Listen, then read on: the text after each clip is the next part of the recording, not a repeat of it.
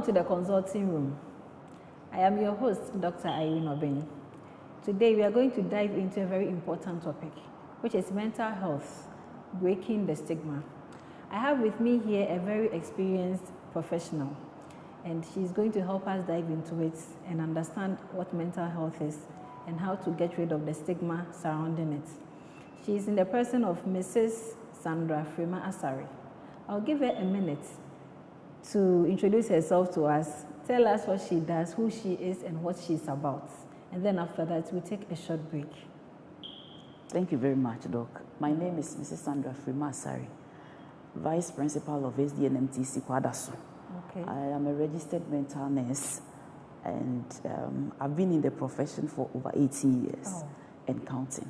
Then we are in good hands. Yeah, thank you. Thank you for honoring our invitation. You're welcome. Okay. So before we start, we'll take a short break. After that, we'll resume and just jump into it.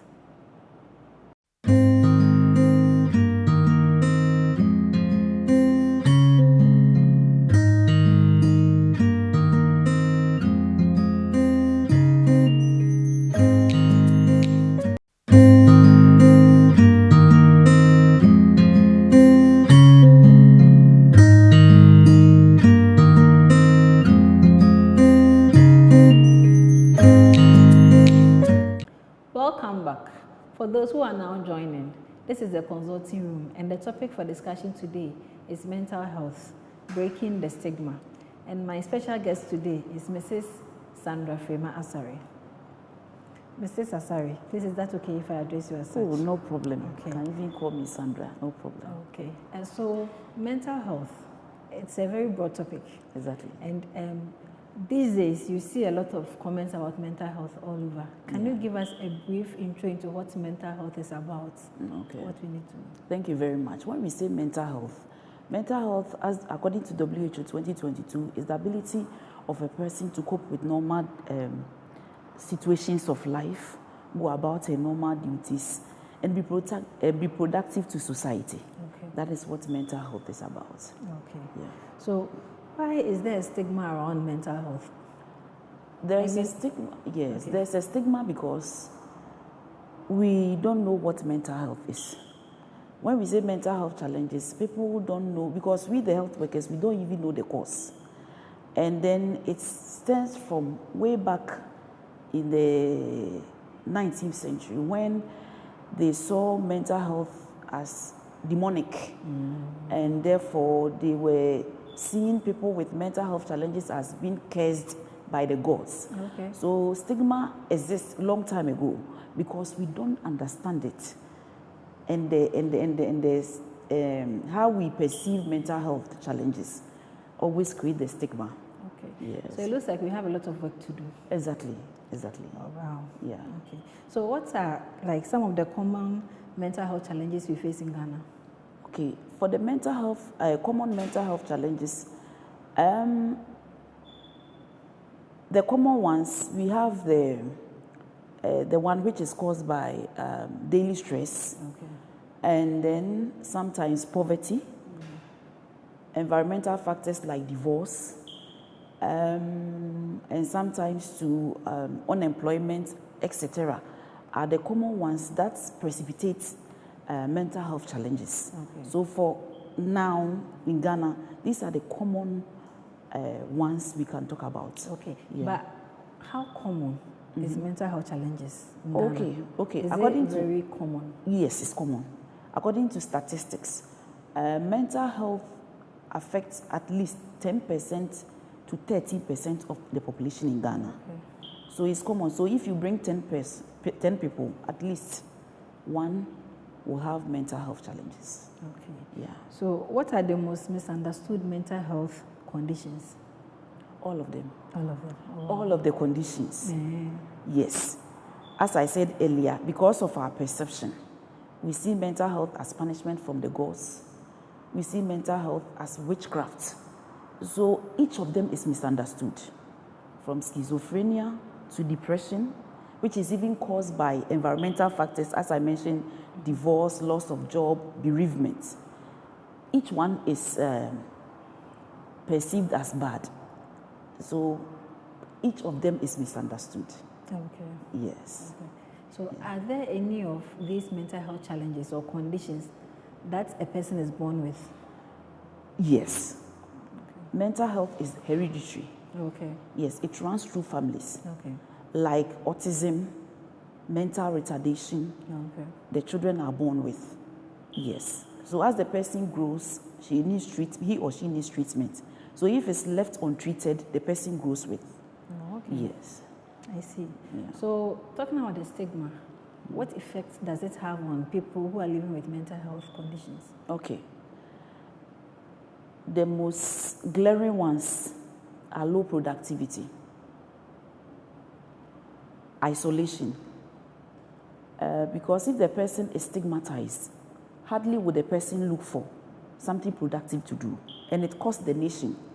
There's low productivity, there's isolation, and there's suicidal ideations too.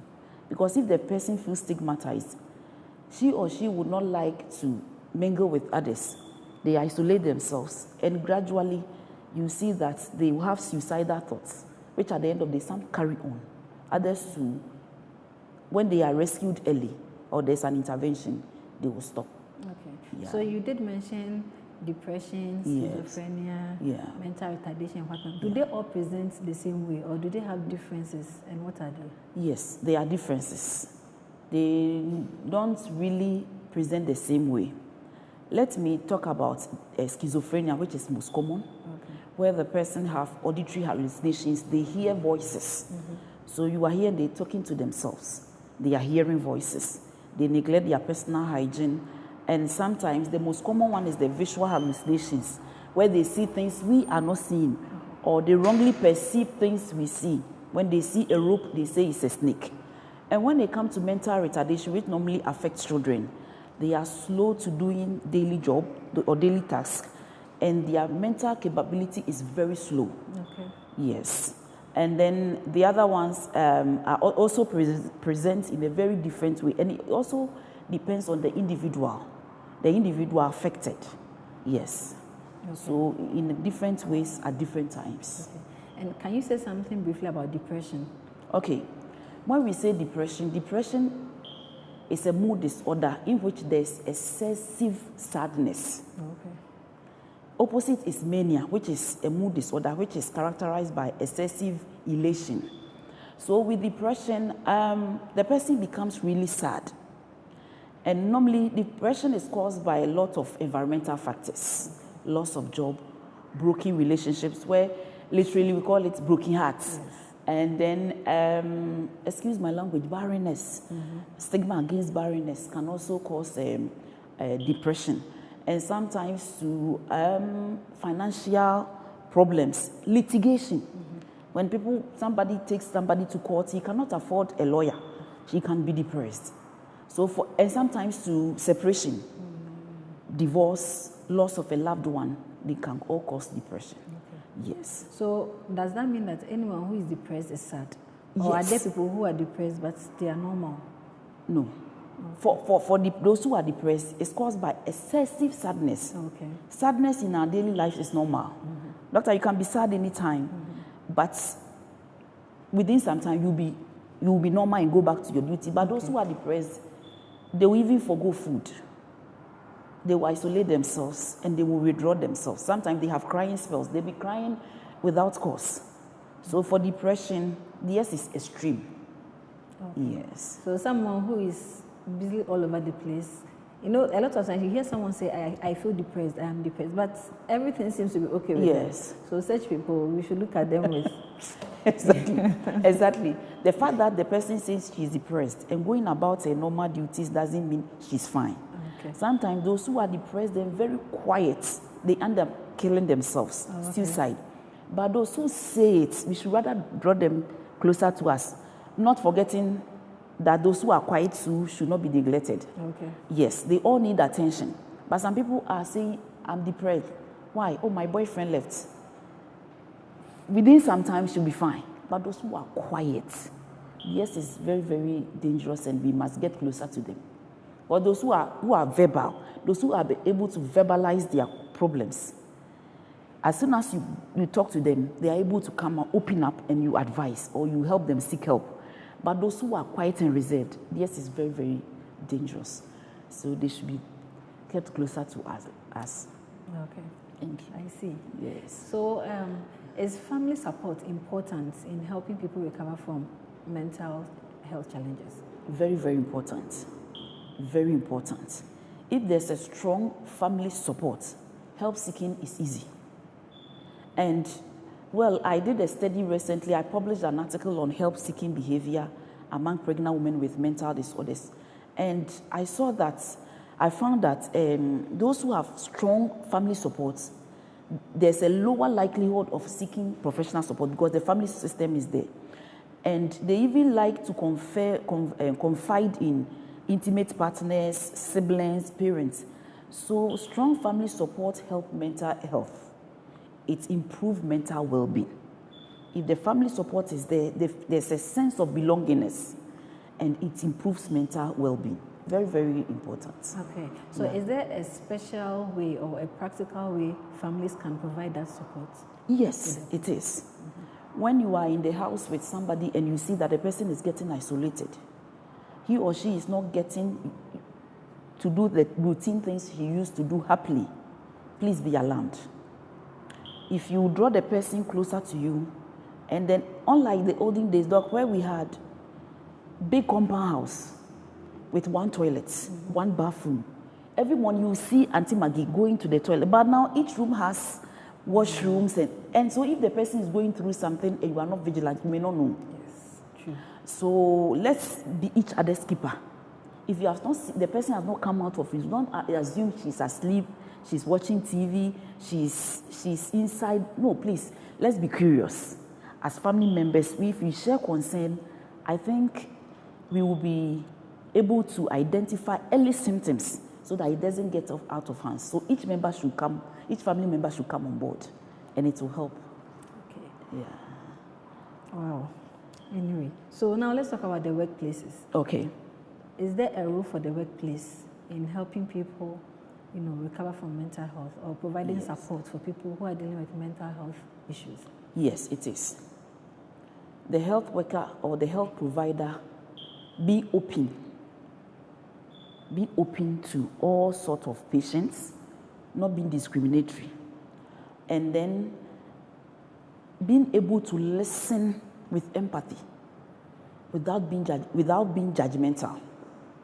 That is our role as health professionals. If you want to reduce stigma, if you want to create trust for people to confide, for people with mental health challenges to come out, then we must be honest, build trust, open and listen without judgment. Yes, that will help. So now, health workers, we have to be educating people, especially at the workplace, to create a culture where people with mental issues can come out. Exactly. Yeah. And then one thing, please, we, the health workers, do need to treat our own mental health issues first. Yeah. Because if we have mental issues, we are battling with things that people don't know, and we come out, we seek support, we will be able to help those who are in need. But if we keep to ourselves, if we are battling our own problems silently, that is where we start shouting at the patients right from the triage and other things, the consulting room. So we need to identify our own challenges, seek help, and then we'll be able to help our patients. Okay. Yeah. So earlier you did mention some of the causes of, or some of the things that predispose people to these mental health issues. Yes. So now, specifically, let's talk about poverty and unemployment. Yes. What role do they play in getting people into those conditions? Thank you very much. Poverty is a disease, not as in physical disease, but when it comes to poverty, if somebody is not able to provide or get access to the basic things in life, shelter, clothing, and then water or food, it becomes a problem. So poverty in itself can cause mental problem because the person cannot afford good things for him or herself.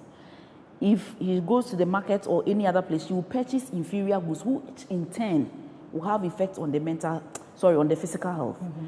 And the physical health too comes with medication. The person cannot even afford the good medications. So much stress. So much stress. So poverty can cause a lot of mental health challenges. Please, you mentioned the other one, poverty and unemployment. If the person is unemployed, he or she sees himself or herself as a burden. So unemployment also causes extra burden to the family and to the government. And you know, unemployment can lead to a lot of societal deviations, armed robbery, social vices. So mental health and poverty and unemployment almost go together, and they can have a toll on the person's psychological, emotional, and physical well-being, and in effect affects the person's well-being. So it does have effects on mental health. Yeah. That's interesting. Yeah. Okay, so now, how do we spot signs in someone that the person is dealing with a mental health problems? What are the early signs for families, friends?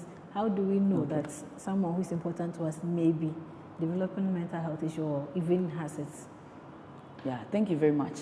The first one, we have positive symptoms and negative symptoms. Okay. Let me start from the negative symptoms. Before you can identify that someone is having mental health problems, the first negative sign is that the person will stop doing the things she used to do. Okay. If she was getting up early to sweep, wash, the person stops it. She will become idle. She will isolate. That is the first negative signs. Then the positive signs are the person will start talking to himself. She's alone, he or she is alone, and she's talking to herself. The person, when you ask question, somebody who used to be very intelligent, you go overboard the other way. Amma, how old are you? I'm 500 years. Though you may laugh and say, are you all right? Yes, I'm 500 years. Meanwhile, she used to be intelligent. So you say, no. Their speech, they become incoherent. They slurred, or sometimes they become grandiose. When you are talking, they think you are referring to them. When the TV is on, you say, please switch it off. They are talking about me. They start experiencing what we call persecutory hallucination. And such a person, please, you don't take it personal. It's a positive sign that no, this one needs help. Okay. Yes. I see. That's interesting. Yes. So, what role do you think that our cultural beliefs and religious beliefs have played a role in the stigma associated with mental health? Yes, it has. Both. Let me take the cultural aspects. When it comes to culture, when somebody is having mental health challenges, the person is seen as a witch for that one. And the family are even stigmatized. This family, don't go and marry there. This family, they are this, they are that. So the cultural aspects, as I said earlier, where they believe mental illness is caused by demons and that it's a punishment from God. So that belief is still within our culture, where people even think mental health or mental health challenges is contagious. They will avoid the plates, the person's cup, the person's spoon, everything. And when they come to religion, it's worse. The person is chained at the prayer camp, and they are forced to fast and pray because they are demon possessed. So religion also plays a role in stigmatizing our patients because they don't understand what mental health is. So instead of addressing the issue, praying for the person, where we believe in prayer, the person is chained directly, fast. I've met a patient who brought the tooth out. Wow. Yes, she was frustrated under the hot sun, and they changed. She was a known mental patient. She was coming to our facility at CAT. They chained her, so when they released the chain, she just forced the tooth out because she was stressed out. She was hungry. So religion also plays aspects because the ignorance is too much. Yes, they blame everything on spirits. Exactly. Okay. Thank you very much. So we'll take a short break, and then afterwards we'll resume from where we left off.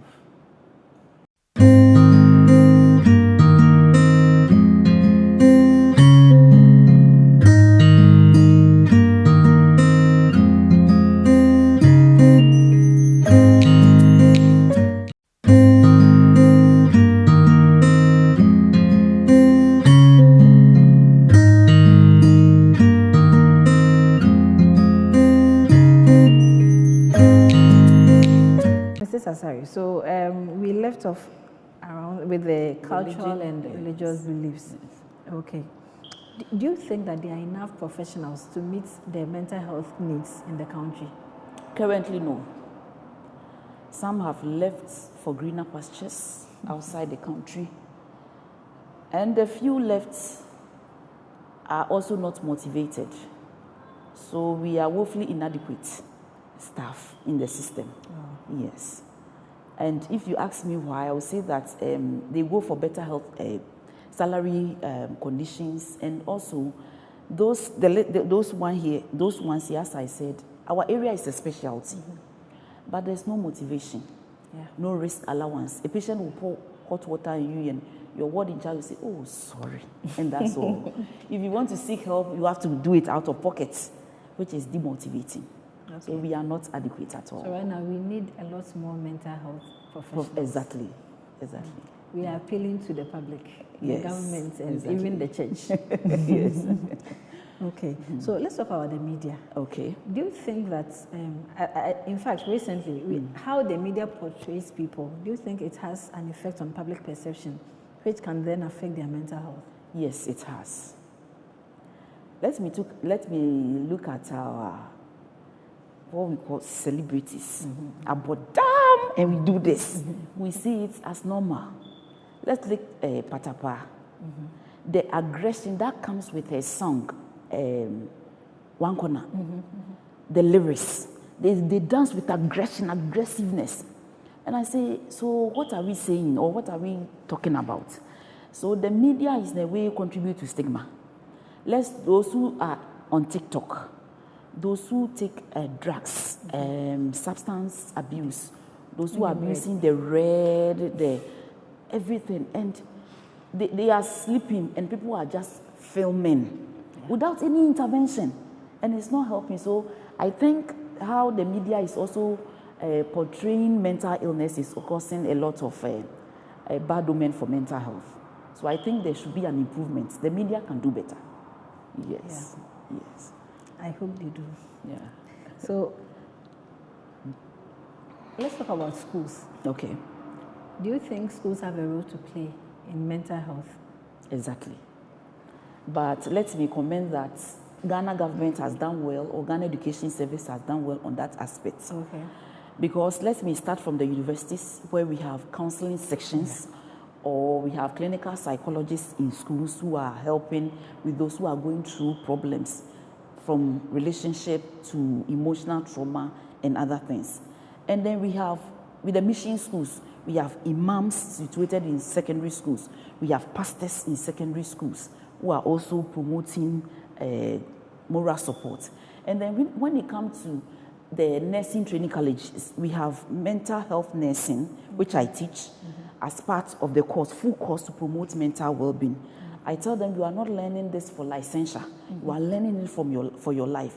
So that what will make somebody break down, relationship, disappointment is part of life. Yeah. So if you are disappointed, take it as normal.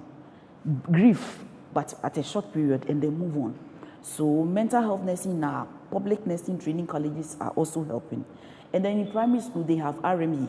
That is the religious moral education. And it's also helping bring good morals in children. So the schools, for me, as I see it, they are playing a good part. They're doing well. Yes. But there's still more room for There's more to do, because the students go out and peer pressure and other things put them into another corner of mental health challenge. Okay. Yes. So please, what's your opinion on peer support groups? Do you think they're making a difference? Yes. I once joined a meeting of Alcoholic Anonymous, AA. Okay. And then one alcoholic who had come out and is now fine was using his experience to motivate the others, and it was excellent. Okay. So I think peer support for those who have mental health challenges are very unique in its way, because somebody who has come out of mental health problems, using his or her experience and the way how she or he came out can help motivate the others. So I think it's an excellent adventure for those who are going through mental health challenges. Yeah. Okay. So I believe there are a lot of myths surrounding mental health. In fact, yes. in one way or the other mentioned some. So are there some that you are passionate about that you want to debunk, or you want to educate the public on? Yes. that mental health is contagious. That's my problem. It's not contagious. So you see an epileptic patient who has had an attack, and everybody is running helter-skelter. It's very sad. Just get closer to the person. If you have a shirt on or something, put it on his back of the head, support him so that he doesn't hit the head. Yes, so mental health, the myth that I want to debunk is that it is not contagious. You can eat from the same plate, you can drink from the same cup, but it is not contagious. So we should take note of that. What about the belief that it is spiritual illness? That one too is very bad. It is not caused by any spiritual attack or witchcraft. Sometimes all we need is behavior modification. If I'm drinking, if I'm smoking, I know the consequences. I'm hurting my lungs. At the end of the day, pneumonia. If I'm drinking excessive alcohol, I'm destroying my my liver. So sometimes we all need behavior modification and then family support. And so it's not caused by any spiritual thing. Even if we believe that, we the mental health workers, we don't believe in everything. We believe in scientific proof. What is your scientific evidence? So for those in the house, they may think it's spiritual, but you bring her to the hospital and we will prove to you that it's caused by, there's a scientific underlying condition. We will treat that. Yes. So we see a lot of, excuse me to say, and pardon me for lack of a better word, mad people on the streets. Yes. Are there services for these people? Or should we leave them on the streets like that? Not at all. We call them vagrants. Because some of them, their families have tried. But the next time they see them naked on the street, they say, we are tired. No, you shouldn't be tired. Those we see on the streets is because of stigma. Oh, this one, I think the mother did. So because we are a Christian channel, you know, Jesus, when the patient with epilepsy, when she fell, the disciples asked, has the parents sinned? He said, no, but because of, so that the glory of God will manifest. So sometimes, let's help those walking the streets, bring them, and sometimes we even look for their families. Some of them are very intelligent. Some of them are very intelligent. All they need is help. Medication, some of them have defaulted, and then it trigger relapse. But if they are helped and they take their medications regularly, you see that everything will be fine. Are there policies for such people? It should be, yes. The Mental Health Act 842 was introduced in 2012 by the government to protect mental health patients, especially those who are not of themselves, those who cannot consent. The government gives the right that they should be admitted, so that when they are in the lucid interval, by the time they are okay, they can give their consent and tell us about their lives, where their families are, and the government will take it on. And who takes care of their bills if they're thank you for that question. The fact is that it's the families. The government do not support mental health patients, especially when it comes to their bills. So sometimes you, the health worker, your meager salary, you have to support. So that's a challenge there. That is a challenge. So sometimes the families, the health insurance doesn't cover most of their medication, the antipsychotics. Some of them are very expensive. The one we give IM, Risperidone, very, very expensive. So if the patient see that, the relatives see that they cannot afford, and this patient is even not working, they get fed up and they leave them. Wow. So there should be a policy. But are there any NGOs handling those issues? Yes, but hardly do we find them. Hardly do we find them, yes. Wow. Okay, so let's talk about medication. Okay. How effective are they in managing these conditions? Okay, for the medications, we have two types. We have the non-pharmacological medications and then the pharmacological. For the non-pharmacological medication, they are the counseling, family therapy, behavior modification therapy. These are less costly and it helps. Sometimes you have to bring the family on board, give them education, provide insight into their patient condition, and it helps them. And then with the pharmacologic, where we have the antidepressants, antipsychotics, and those things, they help unless the patient defaults. if the patient takes the medication regularly and do not default treatment, it helps in managing the condition effectively. Yes, so medication also play an important part. So with the counseling and therapy, like, are they integral to the management? So do you have a situation where this person, you decide that this person only needs medication, this person needs only counseling and therapy, or do you combine? Like, how do you determine who gets what? Yes, thank you very much. It depends on the patient. I'm not sick. Those who say they are not sick, we try to take them through counseling first. And then those who also need counseling before medication is the suicidal patients. Okay. For them, you need to come out and then accept that you need help. So for these two people, and sometimes we combine both. The person is severely depressed, you need antidepressants. And then if the mood stabilizes, so if the person becomes fine, then we start the counseling. For that time, if the mood stabilizes, we know that the ideation, suicidal ideation has gone down. And those who are very aggressive, for them, you can't wait. You have to give them Lagatil straight, so that when the nerves calm down, you sit them down, and then you give them insight into their medications. I see. That is how it is, yeah. Okay. So we established that some cultural beliefs and religious beliefs have contributed to the stigma. Yes. So now, since we are a religious institution, how are we going to, or what message or what advice can you give to religious bodies, religious leaders, even the people, that can positively help with mental health? Oh, okay. Thank you very much. My advice is that we believe in prayer. We believe God answers prayer. And God has given us wisdom. He has given us medical doctors He is using to help people. So after praying, after counseling, please let them go to the hospital. The pastors, the imams, let them go to the hospital. That is why we have the specialties. We have the psychiatrist, we have the psychologist, we have the family physician. So if the psychiatrist realizes that this is now physical, she will refer. So I believe the religious bodies can help in a way of referring. And please, let's remember that they were present first before the condition. So let us detach the condition from them.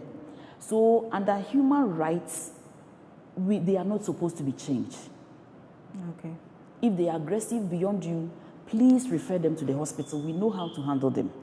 If the person is aggressive, breaking glasses, doesn't give them the right to change them. It's not humane.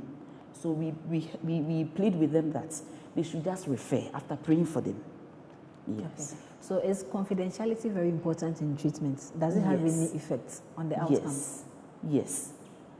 We have the ethical, legal issues binding health workers that we need to be confidential about patients because it builds trust. It helps establish a good rapport between the nurse or the health worker and the patient. So because of ethical issues, we need to be confidential. We have the medical, legal issues, and then we have the ethical aspect bind us as professionals.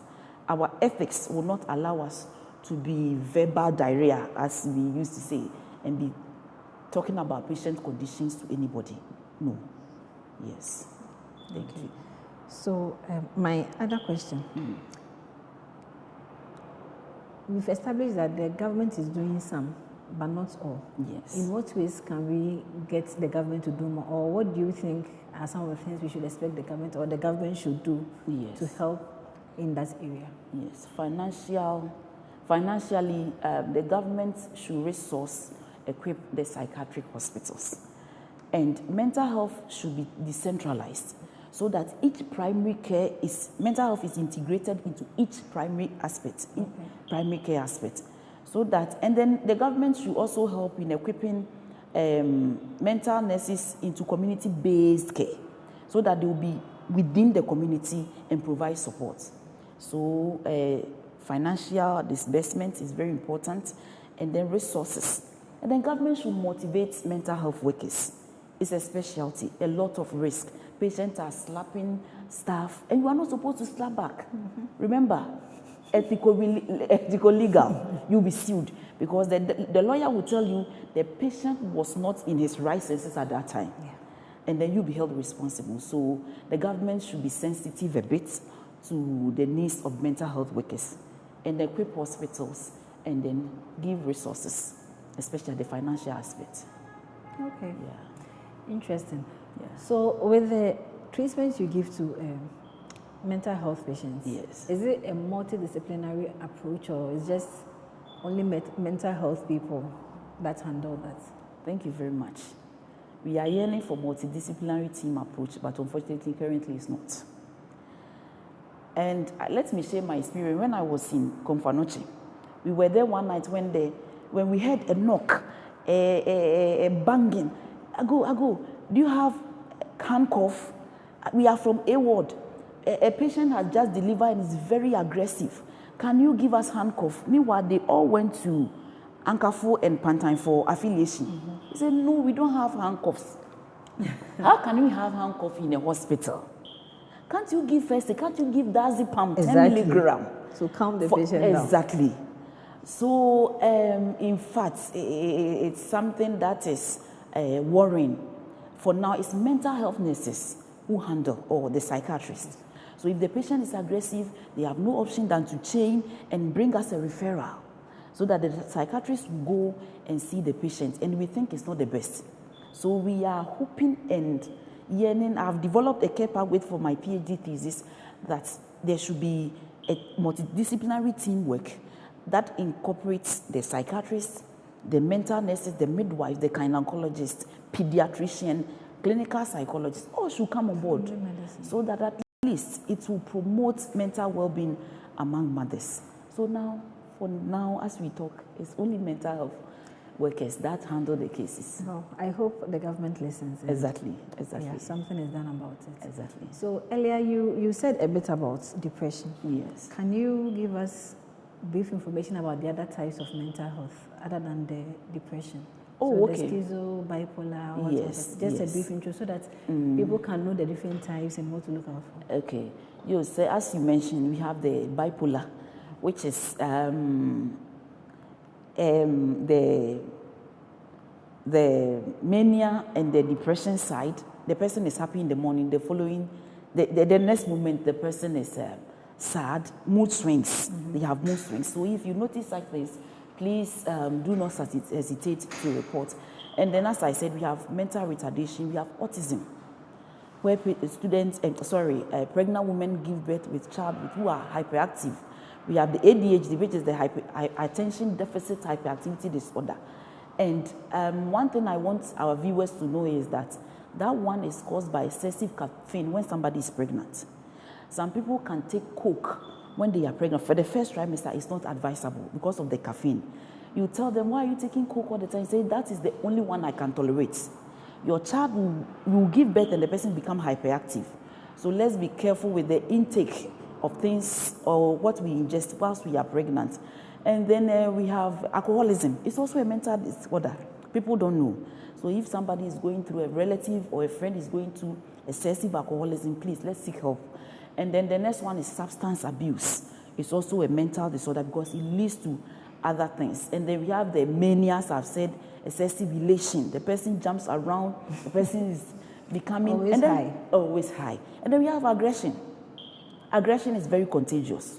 So in the ward, if a patient becomes aggressive, the other patients, if you don't use these escalation techniques to calm them down, it spreads around. So aggression, you are in the house with somebody, she gets annoyed and she can break the TV, she pulls this down, and you see it's abnormal, please. It's aggression. Sometimes the way we talk, somehow we are violent, and please, let's seek help. These are all signs of mental illness. And one thing, doctor, that will surprise you is psychopathy. They are charlatans. They will take you to Komfanoche and tell you, it's for my grandmother. They dupe people with their intelligence. Please, I'm from Western region. I came to Komfanoche to seek help. I've lost my money. Can you help? They are all mental problems. So, doc, you see that mental illness is not limited to those who are naked. Yeah. A lot of people are in suits and jackets and they are sick. Yeah. So let's help. Yes. a lot of people are sick. So you see the ladies who are dumped.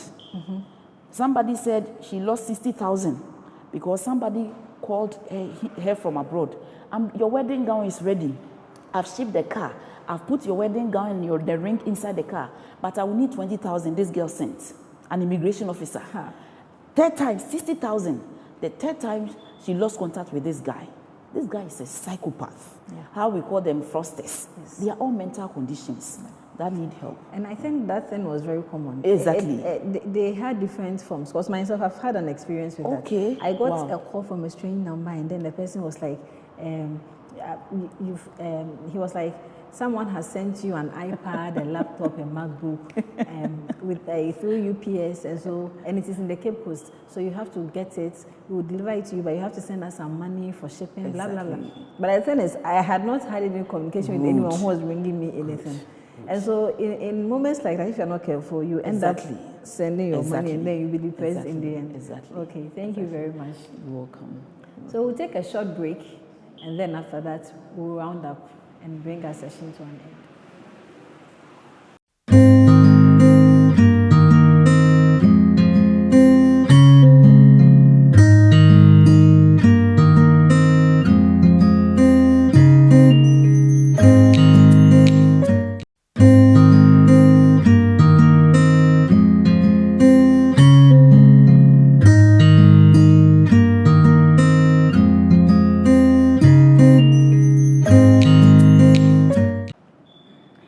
Welcome back as we continue to dive into the topic of mental health and breaking the stigma. Mrs. Asari, thank you once again for honoring our invitation. And thank you very much for such an insight into mental health. I think we are all learning a lot. There were some conditions that we didn't even think of as mental health challenges. But you just made us aware that they are all mental health issues. So there's one condition that I want you to talk about. ADHD. So recently it has become very popular on social media. When you go online, especially on TikTok, you see people, videos about ADHD, how it presents in adults and whatnot. But I realize that in our setting, mental health awareness is now a thing, but many years ago it wasn't. And so there are a lot of people who are living with some of these challenges and have no idea that they have it. So can you educate us on ADHD? And then even about how it presents in adults versus childhood and whatever you can tell us. Thank you very much. For attention deficit hyperactivity disorder, as I said earlier, it's genetic. Depending on what the mother took in, especially excessive caffeines, as they say in pregnancy, that's the only thing they can tolerate. Everything they take in, they vomit. So the ADHD, when the child is born, sometimes too, let me say this, the child is not born with ADHD. But when the child is born and she's jaundiced, he or she is jaundiced, they keep the baby in the room until after a week or so. So the child urinates and it's yellow and it's sticking to the diaper. And when it's not taking care, though the child may be taken through therapy, but it generates into autism and other things. So whilst the child is growing, as the name implies, attention deficit, he cannot sit still. Not even for 30 seconds, he will get up. And so this gets a toll onto the mothers, on the fathers, caregiver burdens. And they sometimes want to neglect the child, take him to juju or other things, but it's not supposed to be. They need special care, they need attention. And as the child grows, as it manifests in adults, adults become hyperactive. They can not also sit still. They become fidgety. They are fidgeting. The attention span is very short. If care is not taken, they cannot go to school with normal students. Excuse my language. They have to go to segregated schools. When I say segregated schools, as we have school for the blind, school for the deaf, and then they go to special school. For children with ADHD, they go to special school. We have Jolu Special School, Garden City Special School in Kumasi here, and other special schools. So when ADHD is becoming manifest in adults, please don't take it or drink and isolate yourself. No, let's help them in seeking help, professional help. For them, they need attention in case you have somebody like that in the house. and he's hyperactive, please don't take it as the news wash you're having, so you just neglect the person. No. There is a root. It started somewhere. And unlike the high-income countries where they have special attention for autism and other things, in Ghana we don't. If we have, I stand to be corrected, then they are yet to project themselves because hardly we really hear about them. So those who are fidgeting, those who are hyperactive, and those who destroy things, in someone, even in adult age, you see them very, very, very destructive. Little thing they will destroy it. Please, it may be part of the ADHD we are seeing in them. So we need to be patient with them and then seek help. Seek help with the specialist. And I think as time goes on, they will normalize into society. Yes. That's interesting. Yeah. Okay. So we are almost at the end of our show. Okay. Do you have any advice, any information, any encouragement you want to give to viewers out there? Okay. Those who are living with mental health challenges, okay. Those who are not, okay. But maybe they are on their way, like the signs are there. Do you have something for them? And then to the general public, how do we break the stigma? Okay. Thank you very much. First of all, let me start with those who are living with mental health conditions. First of all, the world is not over. Please do not demean yourself. Do not isolate yourself. Do not think you are not somebody. Avoid defaulting. That's the only challenge we see with them. They default a lot. They start the medication, 2 to 3 months, they say, I'm okay. They stop taking the medication. So the defaulting always brings the problem. And so go about your normal duties. See yourself as somebody worthy. And let me tell you that life is worth living. So I want to advise them that they should move on with their normal life. To those who have not, to those who don't have mental health condition, but they are on their way, as the host rightly said, please. Disappointment is part of life, as I always tell my students. So be ready for disappointments. In life, disappointment can come from parents. They can die and leave you. They promise that, oh, we will take you abroad as soon as you complete school. They can die along the way. What do? It can come from relationships. It can come from daily routines of life. But take it and move on. Once you have Christ, you have everything. With Christ in the boat, we can smile at the storm. And the society, please. Mental health is with that. Mental challenges can happen to anyone. So please, all the advice I'll give is that let's stop stigma. Let's stop stigma. If you know somebody who is going through mental health challenges, bring the person closer to you. Let's seek help together. And at the end of the day, you see that you have helped a person to live. Life is worth living. Let's all come together and live. I also implore that family supports. Let's support each other one way or the other in whatever way. Those in the streets, we can come on board, bring them to the hospitals, and they also can live their normal lives. So let us live. Thank you very much. Thank you very much, Mrs. Sandofima Asare. It's been a very interesting discussion. Thank you. And we've all learned a lot. Exactly. I know I've learned something. Okay. And I'm sure my viewers have also learned a lot. Yeah. And we are hoping that something good, a positive change comes out of it. Yes. To our dear viewers, thank you very much for tuning in. And let's remember that mental health is just as important as our physical health. Yes. Mental health challenges are real. Let's be each other's keeper. Let's look out for signs in our friends, family, and loved ones. Also, let's do our best to stay away to break the stigma surrounding these people. When you see that someone is going through something, you can approach the person. If it's beyond your what you can help, you can refer the person to see a specialist. You can let the person go to a hospital, or you can find any other forms of support for such individuals. Thank you, and tune in again next week for other interesting topics.